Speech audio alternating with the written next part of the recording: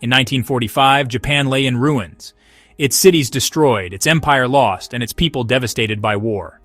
From this devastation, a new Japan was to emerge, guided by a constitution drafted under American occupation. At its core was Article 9, a radical promise that Japan would forever renounce war and forego maintaining armed forces. This was not just disarmament, it was a national commitment to peace, a rejection of militarism.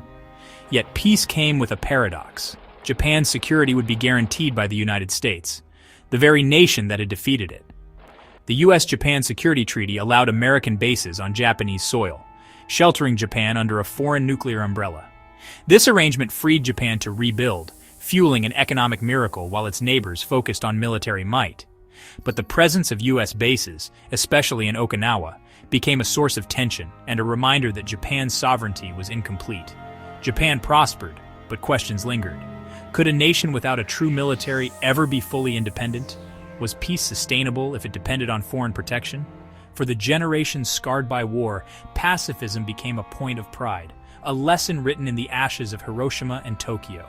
Peace museums rose, and children learned the cost of militarism.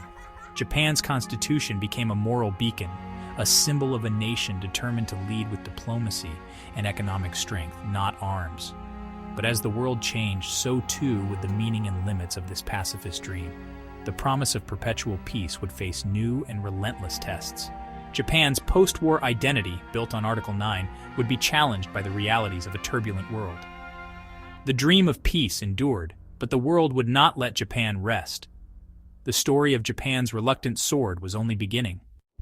The hope for a demilitarized Japan was quickly shattered by the outbreak of the Korean War in 1950. With U.S. troops redeployed, Japan was left exposed in a volatile region. Under American orders, Japan created the National Police Reserve, a force in name, but a military in function. By 1954, it became the Japan Self-Defense Forces, or JSDF, carefully named to fit within Article 9's constraints. The JSDF was limited: no bombers, no carriers, no long-range missiles, only enough to defend the homeland. This move sparked fierce debate. Many saw it as a betrayal of pacifism, a dangerous step toward remilitarization. Protests erupted, and the JSDF's very existence was challenged in court. The government insisted self-defense was a sovereign right, and the JSDF was the minimum necessary for survival. Over time, the JSDF grew into a disciplined force often deployed for disaster relief, slowly earning public trust. Yet its primary mission remained controversial: a military in a nation that had sworn off war. The JSDF became a symbol of Japan's post-war paradox, a sword forged reluctantly, wielded with hesitation. The debate over its legitimacy never fully faded. Japan's security was now a balancing act between pacifist ideals and the demands of a dangerous world. The reluctant sword was drawn, but always with a trembling hand. The Cold War would keep this paradox alive for decades. Japan's identity as a peace state was now forever entwined with the existence of its self-defense forces. The question of how far Japan could go in defending itself would haunt every generation. The uneasy compromise of the JSDF set the stage for the battles to come. The Cold War's end upended Japan's security landscape. Old threats faded, but new dangers emerged. Regional instability, unpredictable neighbors, and shifting alliances. The Gulf War in 1991 exposed Japan's limitations. Unable to send troops, it contributed only money, earning global criticism for checkbook diplomacy. This stung, prompting Japan to pass the 1992 law, allowing JSDF participation in UN peacekeeping, still in non-combat roles. But the world kept changing. By 2022, rising threats from China and North Korea, and Russia's invasion of Ukraine, forced a dramatic shift.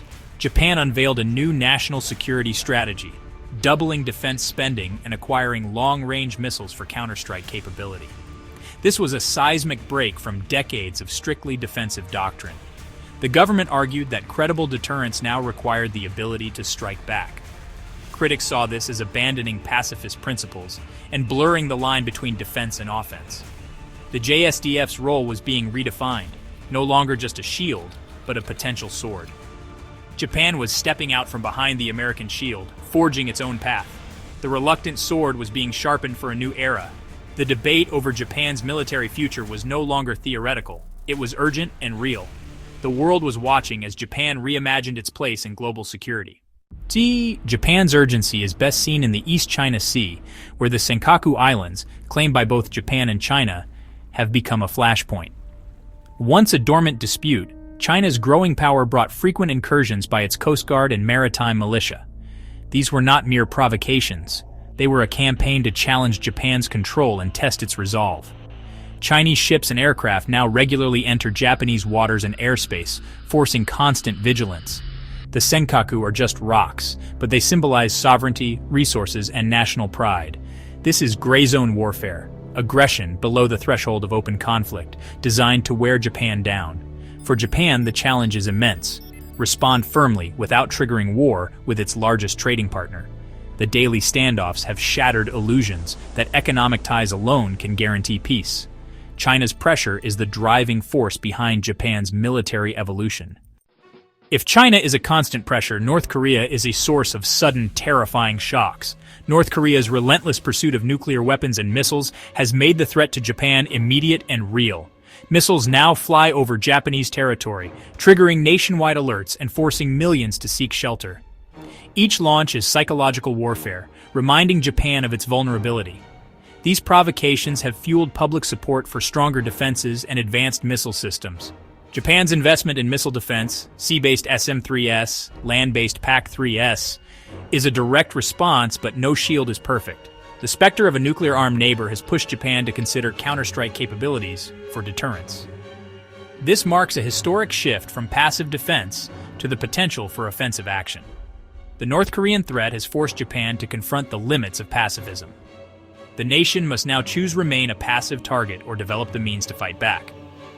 North Korea's provocations have accelerated Japan's move toward remilitarization. The shadow of Pyongyang looms over every security decision. Japan's response will shape its future, and the region's. In a world of rising threats, Japan knows it cannot stand alone. The U.S. alliance remains central, but Japan is building a broader network of partnerships across the Indo-Pacific.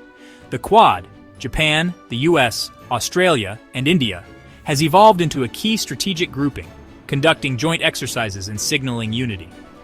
Japan has signed new defense agreements with Australia and the UK, and is deepening ties with Southeast Asian nations. This web of alliances strengthens deterrence and reassures neighbors that Japan's military buildup is defensive, not aggressive. By embedding itself in a coalition of democracies, Japan legitimizes its evolving security role. The goal, a free and open Indo-Pacific, resistant to authoritarian expansion. Japan's diplomatic offensive is quiet but determined. Its alliances are both shield and signal, a message that aggression will meet a united response. In this turbulent age, Japan's network of friends is its greatest asset. At the heart of Japan's transformation is a fierce debate over Article 9, the renunciation of war. For many, it is a sacred promise and the moral core of post-war Japan. Others see it as outdated, a dangerous constraint in a world of new threats. The debate is generational. Older Japanese defend pacifism, while younger generations are more open to change. Every move toward rearmament is met with passionate resistance. The soul of Article 9 remains a battleground, shaping Japan's identity and its future. Japan walks a tightrope between its pacifist ideals and the necessity of military strength. Every policy is a balancing act, building deterrence without abandoning the principles forged in 1945. The government frames new capabilities as purely defensive, but suspicion lingers abroad. Japan counters with transparency and diplomacy, insisting its buildup is for regional stability. The challenge is not just military but existential. Can Japan be both a peace state and a security state? The answer is uncertain, but the search for balance defines modern Japan. The world watches as Japan navigates this uncharted path. The stakes are nothing less than the future of peace in Asia. Japan stands at a crossroads, its choices echoing across the Indo-Pacific. Once a conqueror, now a defender, Japan's transformation is a lesson in resilience and reinvention. The future demands wisdom, build strength, work with allies, and use power only for peace. Japan's example shows that security and democracy can coexist, even in a dangerous world. The quiet post-war consensus is over.